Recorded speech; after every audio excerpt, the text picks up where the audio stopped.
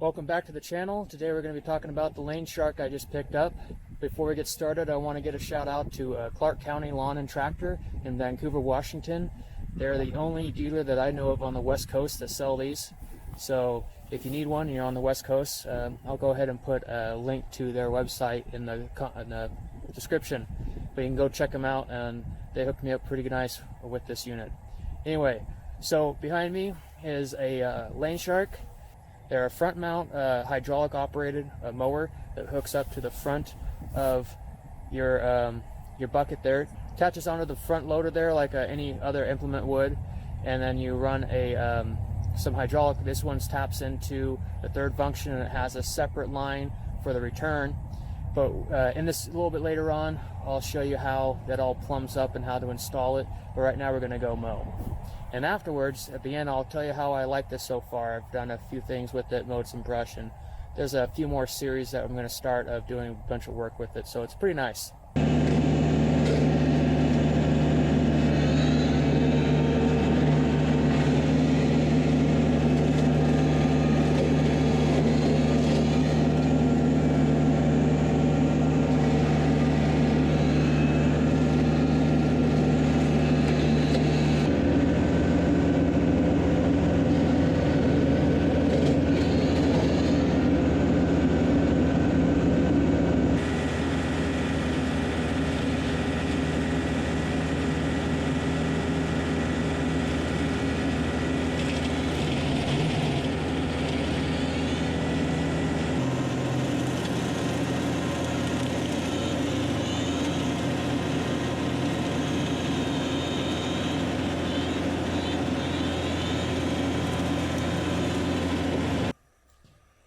So with the Lane Shark, you're going to have to plumb up the hydraulics on the tractor.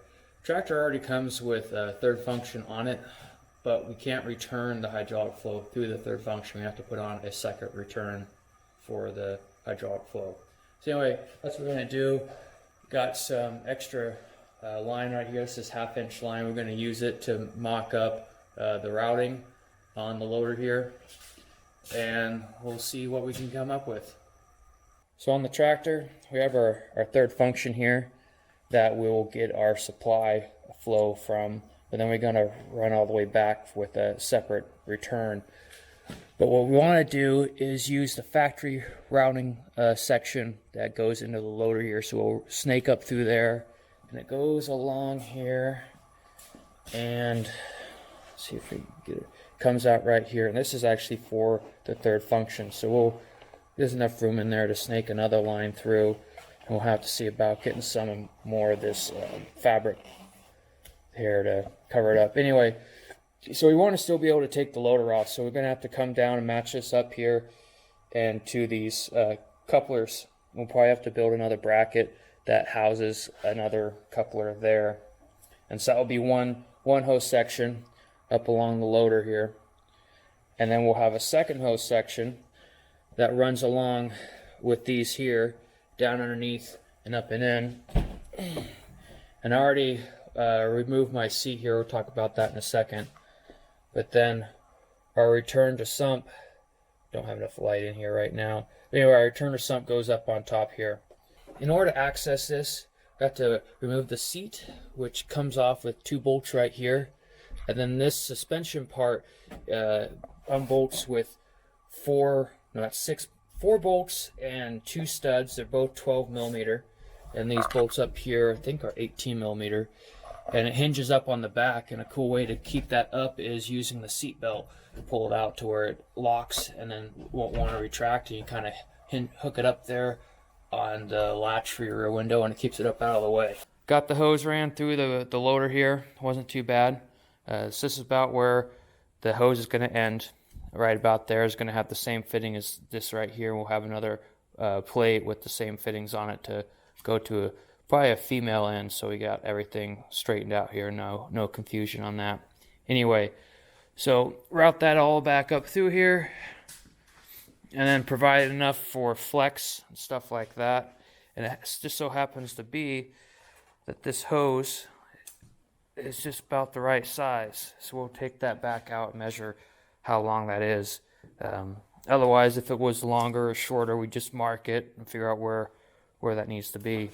But right now, we're just using this hose for mock-up. So next one's going to be the other side of that, down and around, and up and in.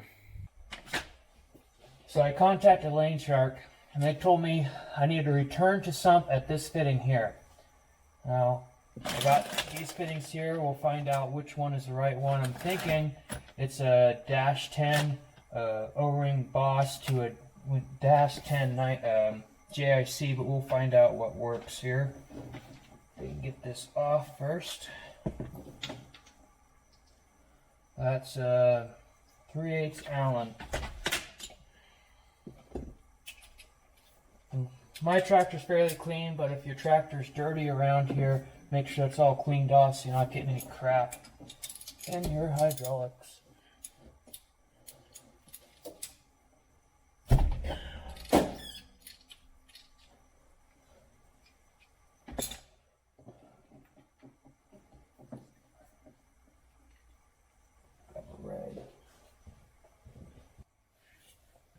So we're back, and I got the right fitting. This is a -8 British pipe to -8 JIC.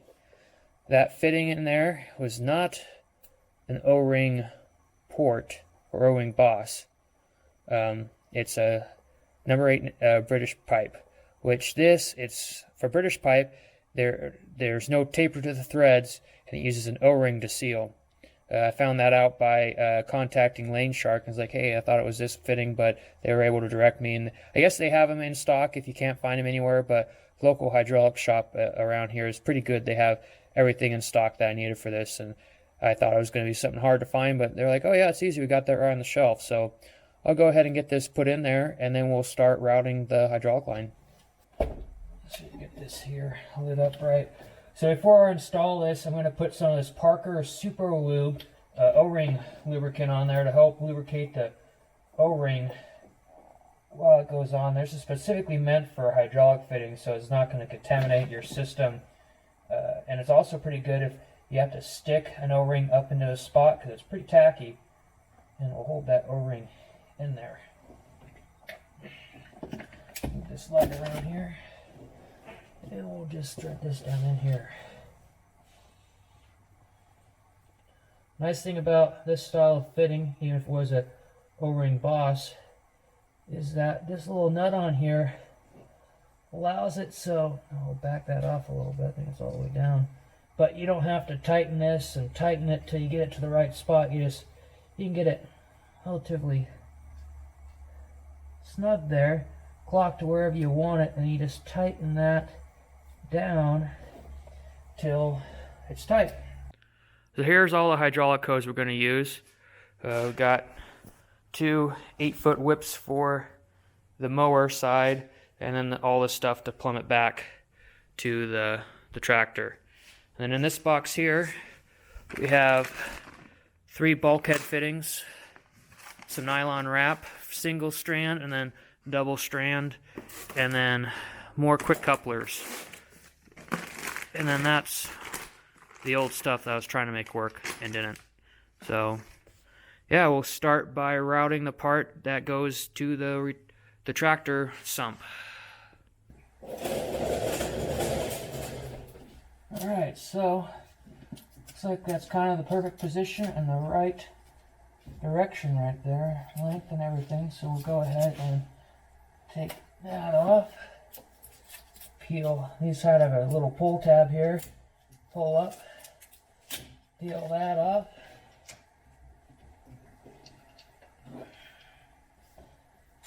There's probably a torque spec for this, but good and tight does the job. So we'll inspect to make sure it's not routed funny or rubbing on anything, and go back underneath and check. So kind of working backwards on our system here, starting from the sump and working our way up to the front of the loader. We're going to install our first bulkhead fitting. This so happens to be this extra hole in here where the other ones go through. And this is our JIC to, oh, wrong one. I lied to you. Rookie mistake. Anyway, this is our JIC to JIC bulkhead fitting. And I'm not sure. It looks like on those ones the long side's going that way. So go ahead and put it through this way. That's a 8/8 on each side. Hopefully this fits. I didn't measure. Oh, perfect. I think it was meant for it. We'll connect the hose on the other side.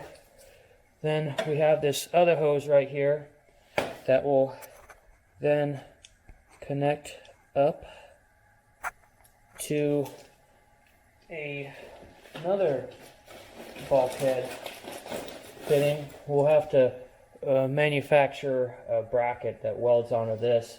I'm just going to kind of temporarily put this on here to get it all going. Anyway, bulkhead fitting to that, and then to our quick connect up here. So we'll have to position that pretty, getting kind of crowded up here, but anyway, bulkhead fitting to this, and then our hose goes down to there.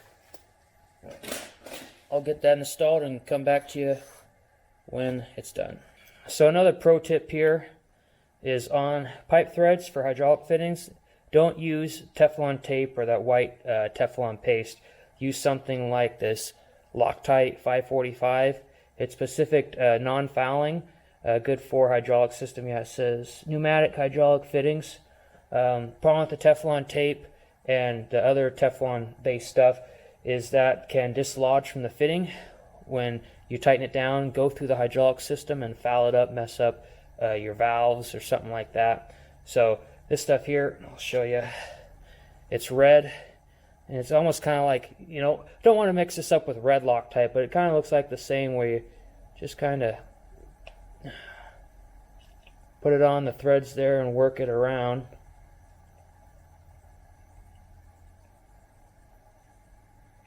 Get a good, nice even coat around the whole thing, and then you tighten it down nice and snug, just like you would a normal pipe fitting, and there you go, it's all sealed up. It's not going to stick like a thread locker, so you can still break it loose, but it's a nice safe sealant.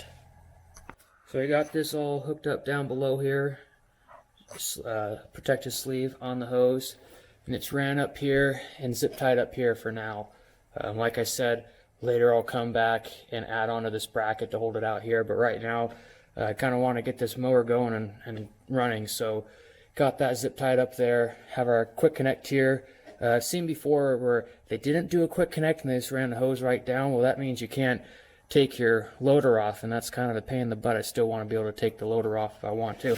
So add a quick connect there.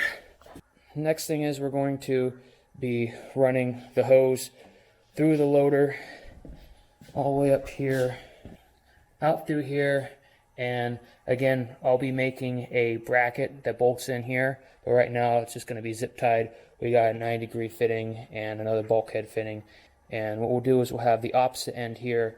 So we'll have, I'll call this a male, we'll have a female on this one, and so coming off the mower there'll be a male and female, so you won't be able to mix up between which side is the pressure side and which side is the return side. So I just got it all finished up here.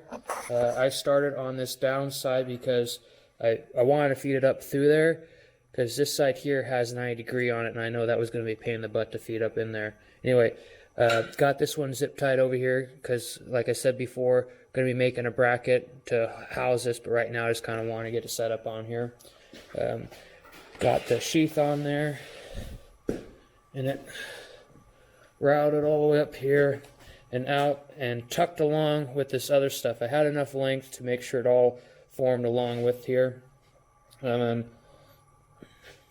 Tied in right in here to this, made sure to get this plug in on here before putting that fitting on there. A little pro tip on getting the sheath on here for the longer hose is run a piece of mechanics wire through it and then use that to help anchor onto your hose and then pull it back through, because this length of hose, it gets really sticky and tacky and doesn't want to slide over this, so it's kind of hard to do that, but once I ran the wire through it, made it easy. So that's all tucked up in the loader, all nice and neat, not hanging out or anything like that. out of the way, looks professional. Well, especially when we get some brackets on here. Next thing is to get this hose here on the mower, and then we'll hook the mower up and start it up. Check the fluid level after we run it a little bit, and then top it off, and we should probably be good to go. As far as activating the mower, I took apart my control lever here, trying to figure out how I was going to wire it. For right now, I'll probably put that back together and just hold down the toggle switch to activate it. Eventually, I'll have it on a push button kill switch or something like that. Lane Shark sells a kit, but I didn't really want to spend the money on their switch box. Personal preference, so of course, it's not a bad kit or anything like that. So if you like their switch box, go ahead and purchase it. But I'm going to do something different. So anyway, yeah, going to go ahead and put this all back together, and then we'll check it for leaks.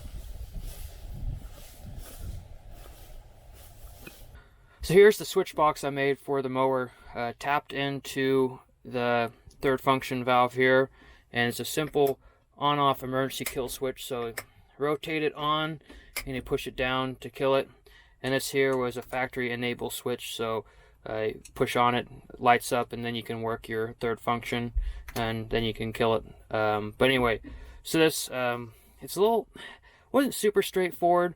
I'll show some photos here when I did it, but it's not just simple tap into a certain wire here, because it seems like there's a circuit board up here with this switch, so it's not a simple on-off signal that is sending down to whatever's down below.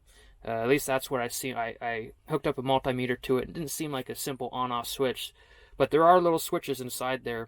So what I went ahead and did and tapped into one side or both sides of that switch, and so this here makes that contact on that circuit board just as if you were pushing this button. So when I want to run the mower, I just rotate that out and it fires right up and runs. And if I want to stop it, I can either push that or push that button there. It also has a plug on it here, so it's not permanent. I can detach that and get it out of the way if I'm not going to be using the mower for a long time. But get a good view here. It doesn't hit on anything. The only time it interferes with something is if I have that all the way forward, or actually just back a little bit. Yep, right there. If it's back a little bit, then you can't use the loader all the way, but that's just kind of minor inconvenience to that. But like I said, I can disconnect that, undo the hose clamp, pop it off, and then disconnect the Deutsch connector down here. So I've had a little bit of time to use this mower. I'm pretty impressed with it. As you can see right here, it does really well in light brush. These are blackberry vines, light brush, grass, stuff like that. And heavy, not really heavy, but the Scotch broom I was mowing and some of those stuff, it's a little more woody and thick. It does tend to bog down in that, so you just got to take your time. It still cuts it down. It is advertised for like 1 or 2, probably like 2 inches. And it will do a single, small tree that's 2 inches around, but you got to kind of ease into it, cut it down, and then let it speed back up and kind of mulch it up slowly. That's just kind of the way it is. This tractor is not high flow. Nothing about this is high flow like you would see in a forestry mulcher on a skid loader, or even one of those higher end forestry mulchers. You don't have enough flow on the tractor to make that work. So this is really it's the best thing you're going to get. You're not really going to go to another brand and get something that's going to mulch up better, because you only got about 10 to 14 gallons per minute flow, and it's not really designed for high horsepower hydraulic flow on these tractors. But other than that, the mower works as advertised. You can see right here that I'm really doing a good job on all these blackberries here. So this is an area that I wouldn't really feel comfortable driving over with the tractor and mowing with the rear brush hog, but doing something like this on the front is great because there's hidden obstacles in here, the tree branches and stuff like that. The grapple that you've seen on the channel before, it does good, but the problem with that is I create piles, which then I have to burn, and then you have to wait for the right weather for that. Everything has to be dried out in the pile, but not too dry out around. It tends to pick up dirt. Well, this here, it mulches it up, so there's nothing I have to deal with afterwards. It just goes back in the ground and mulches up, and it allows the grass to grow. So for that, it does a really good job. And then mowing roadways, being able to take tree branches out, yeah, it does a good job on that. Doing fence lines and all sorts of stuff. There's still features that I haven't been able to test on this. Offset down in ditches or stuff like that, because I just don't have the area to test that. But overall, it's been a pretty good attachment, and there's will be more videos coming of this attachment and me doing more projects with it. I have a new series I'm going to start of clearing out a swamp area, and also there's roadways down in the wooded areas that I got to go in and clean out, and I've done a little bit of that.